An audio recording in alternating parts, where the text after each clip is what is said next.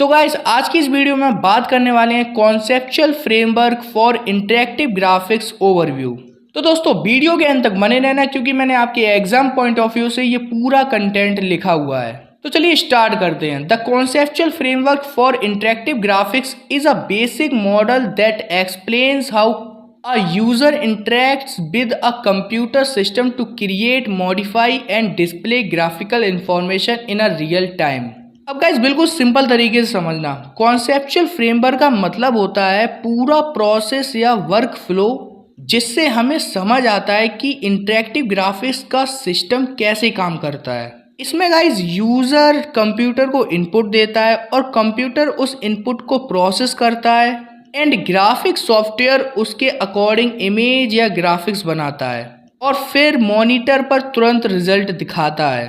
तो गाइस अगर यूजर फिर से कोई चेंज करता है तो सिस्टम उसी वक्त ग्राफिक्स को अपडेट कर देता है। एंड दोस्तों इसी प्रोसेस को इंटरेक्टिव ग्राफिक्स का कॉन्सेप्चुअल फ्रेमवर्क कहते हैं। तो आई होप गाइस आपको इतना समझ में आ गया होगा। अब बात करते हैं वर्किंग प्रोसेस के बारे में। मैंने कुछ पॉइंट्स लिखे हैं, उसी हिसाब से अगर आपके एग्जाम में इसका वर्किंग प्रोसेस पूछ दे तो आप ऐसे ही लिख सकते हैं पॉइंट्स। तो हमारा फर्स्ट पॉइंट है the user provides input through an input device.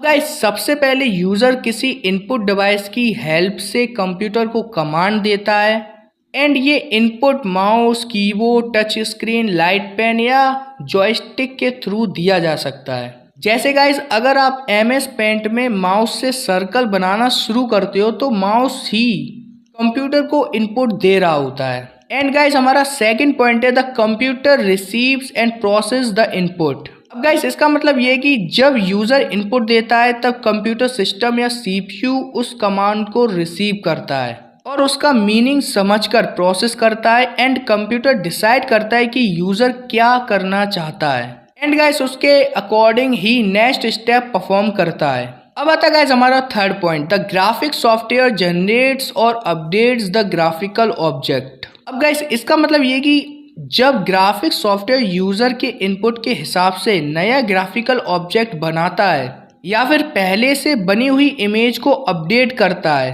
तो इस स्टेज पर ग्राफिक्स क्रिएट या मॉडिफाई होते हैं।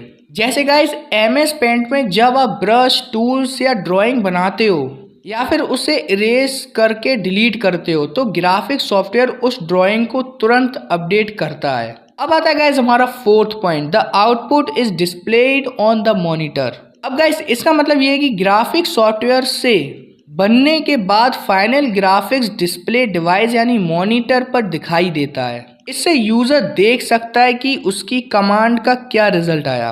एंड गाइस अब आता है हमारा fifth point the user can continue interacting with the graphics in real time. अब गाइस इंटरेक्टिव ग्राफिक्स का सबसे इम्पोर्टेंट फीचर ये है कि यूजर किसी भी समय पर ग्राफिक्स में चेंजेस कर सकता है और गाइस सिस्टम बिना डिले के अपडेटेड रिजल्ट स्क्रीन पर दिखा देता है और इसी प्रोसेस को रियल टाइम इंटरेक्शन कहते हैं। तो गाइस इसी के बेसिस पे मैंने एक छोटा सा डायग्राम बनाया। अगर आपके एग्जाम में आ जाए या फिर ना भी आए तो भी आप इजीली इसे बना दें ताकि एग्जामिनर आपको अच्छे मार्क्स दे दे।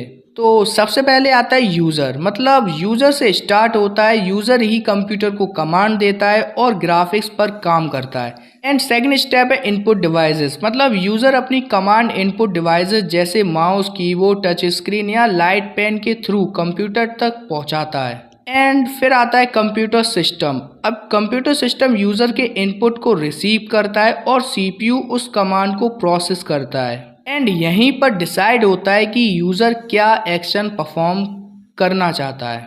एंड फिर आता है हमारा graphic software. Graphic software processed command के अकॉर्डिंग इमेज, ड्राइंग या ग्राफिकल ऑब्जेक्ट क्रिएट करता है या उसमें चेंजेस करता है। अब गाइज नेक्स्ट स्टेप आता है डिस्प्ले डिवाइस। अब guys final graphics display device यानी मॉनिटर पर दिखाई देते हैं ताकि यूज़र रिजल्ट देख सके। एंड हमारा लास्ट स्टेप है फीडबैक टू यूज़र। अब इसका मतलब है गाइस कि जब आउटपुट स्क्रीन पर दिख जाता है तो यूज़र उस रिजल्ट को देखकर फिर से कोई नया इनपुट दे सकता है। अगर यूज़र को कुछ चेंज करना हो तो वो तुरंत कमांड देता है और पूरा प्रोसेस दोबारा रिपीट हो जाता है। एंड गाइस इसी कंटिन्यूअस प्रोसेस को फीडबैक कहते हैं और इसी वजह से इंटरेक्टिव ग्राफिक्स को रियल टाइम ग्राफिक सिस्टम भी कहा जाता है। तो आई होप दोस्तों आपको ये पूरा टॉपिक अच्छे से समझ में आ गया होगा। अब देखो guys, conceptual framework of interactive graphics एक ऐसा